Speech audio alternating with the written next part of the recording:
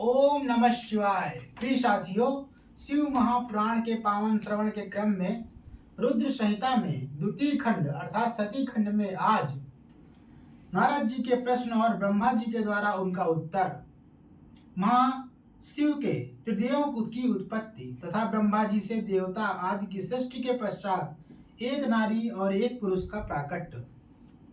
नारद जी बोले, महाभाग महाप्रभो विधाता, आपके मुखारविंद से मंगलकारिणी शंभु कथा सुनते सुनते मेरा भी जी नहीं भर रहा है। अतः भगवान शिव का सारा शुभ चरित्र मुझसे कहिए। संपूर्ण विश्व की सृष्टि करने वाले ब्रह्मदेव, मैं सती की कीर्ति से युक्त शिव का दिव्य चरित्र सुनाना चाहता हूँ।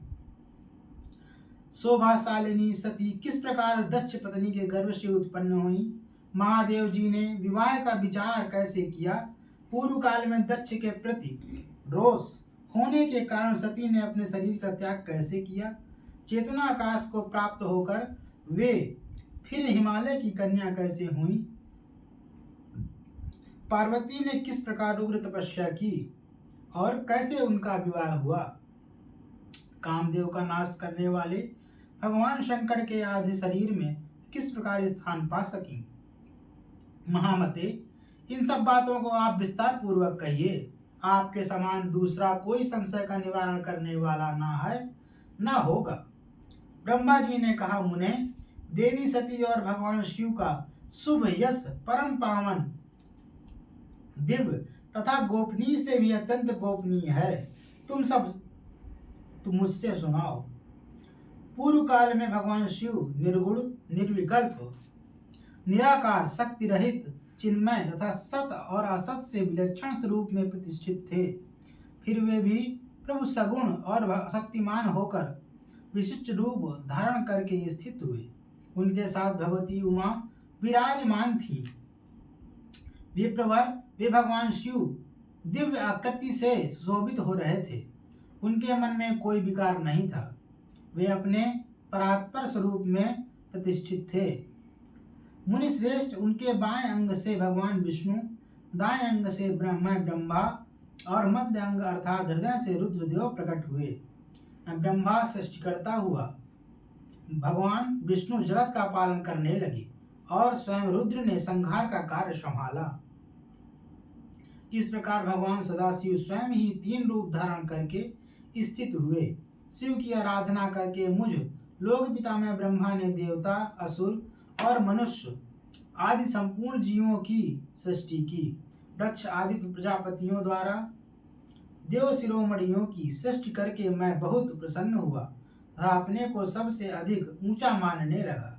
मुने, जब मरीच, अत्रि, पुलह, पुलस्त, अंगिरा, क्रतु, वशिष्ठ, नारद, दक्ष और भृगु इन महान प्रभावशाली मानस पुत्रों को मैंने उत्पन्न किया, तब मेरे हृदय से अत्यंत मनोहर रूप वाली एक सुंदरी नारी उत्पन्न हुई, जिसका नाम संध्या था। वह दिन में क्षीण हो जाती, परंतु सायंकाल में उसका रूप सौंदर्य खिल उठता था। वह मूर्तिमती साय संध्या ही थी और निरंतर किसी मंत्र का जाप करती रहती थी।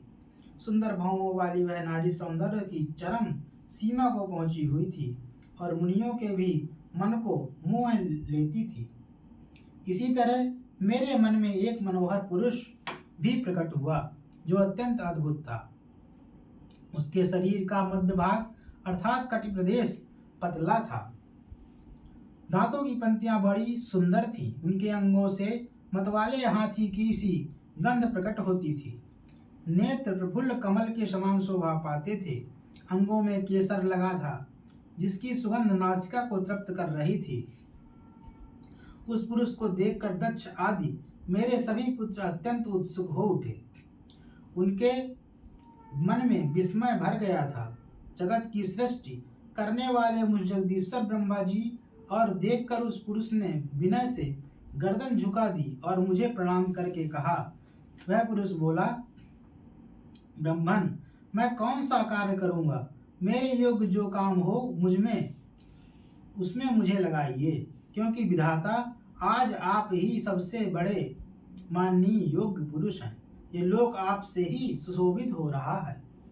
ब्रह्मा जी ने कहा, भद्र पुरुष, तुम अपने इसी स्वरूप से तब फूल के बने हुए 5 बाणों से स्त्रियों और पुरुषों को मोहित करते हुए सृष्टि के सनातन कार्य को चलाओ। इस चराचर त्रिभुवन में ये देवता आदि कोई भी जीव तुम्हारा तिरस्कार करने में समर्थ नहीं होंगे। तुम छिपे रूप से प्राणियों के हृदय में प्रवेश करके सदा स्वयं उनके सुख का हेतु बनकर सृष्टि का सनातन कार्य चालू रखो। समस्त प्राणियों का जो मन है वह तुम्हारे पुष्पमय बाण का सदा अनायास ही अद्भुत लक्ष्य बन जाएगा और तुम निरंतर उन्हें मदमत्त किए रहोगे। यह मैंने तुम्हारा कर्म बताया है जो सृष्टि का प्रवर्तक होगा, और तुम्हारे ठीक ठीक नाम क्या होंगे इस बात को मेरे ये पुत्र बताएंगे। सुश्रेष्ठ, ऐसा कहकर अपने पुत्रों के मुख की ओर दृष्टिपात करके मैं क्षण भर के लिए अपने कमलमय आसन पर चुपचाप बैठ गया। इस प्रकार रुद्र संहिता का सती खंड का यह अध्याय पूर्ण हुआ। हमारे चैनल से जुड़े रहने के लिए हमें सब्सक्राइब करें। ओम नमः शिवाय।